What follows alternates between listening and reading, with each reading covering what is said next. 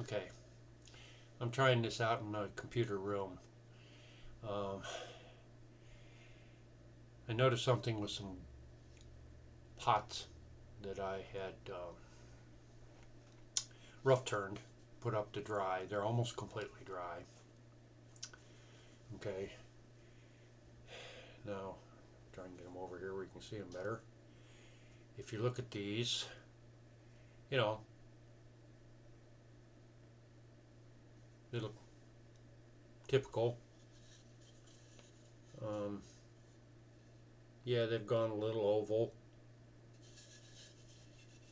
You can definitely tell, looking at the bottom, they've gone somewhat oval. That's to be expected. But now, let's get these. Okay, you look at it right there. The top and bottom are shifted. The top is gone, in this case it would be to my right, and when I go to turn these, the upper area up here, I was going to turn that into a bead. Well, it's going to have to come off, and it's just going to end up being a very thin-walled enclosed bowl, basically. um, Sitting here, I didn't bother getting out my calipers yet. um, they might not be anything really in the end. I wasn't expecting this, and it's my fault. It was a mistake on my part. um, okay, this one is even worse. Okay, get it over here. Everything's bass axe. There we go. Look at that sucker. Leaning Tower of Pisa. Everything's shifted over to my left in the photo. Um, yeah, they look fine from the bottom. They just look like a dried oval pot. But when they're shifted like that, okay,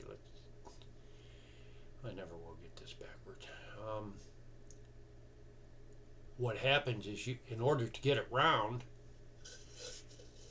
you're going to have to be taking an awful lot of wood off. Well, I wasn't thinking when I did this. I think, yeah, you can see the grain. Okay, the pith line, I didn't center it. These were cut out of logs that had some defects. The pith actually would have been over here, or, well, let's say over here where my thumb is. Well, didn't want to waste the wood, so I went ahead and I cut some blanks out of these. There were actually two pieces of log, and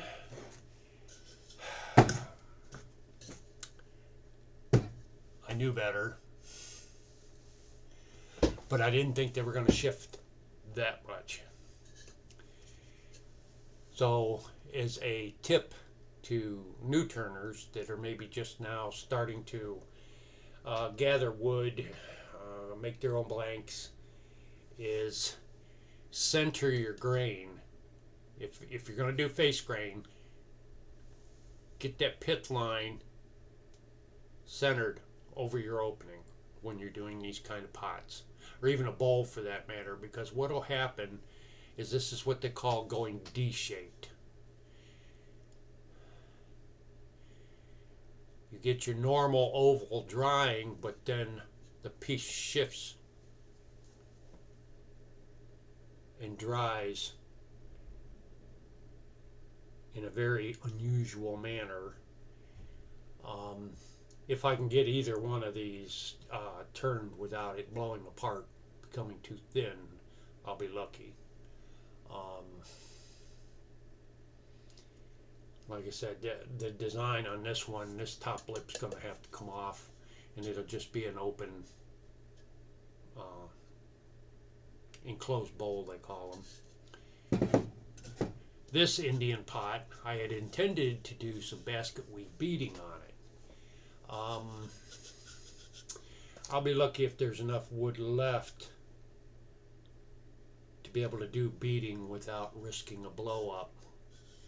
It's probably going to be pretty thin. I've only got 5/8 of an inch maximum to work with, and that's a lot of wood that's going to have to come off such a lopsided bowl, pot, whatever. So yes, as a little tip, just watch how your grain is oriented when you do the blanks and the rough turning. Try and get your grain symmetrical over the opening.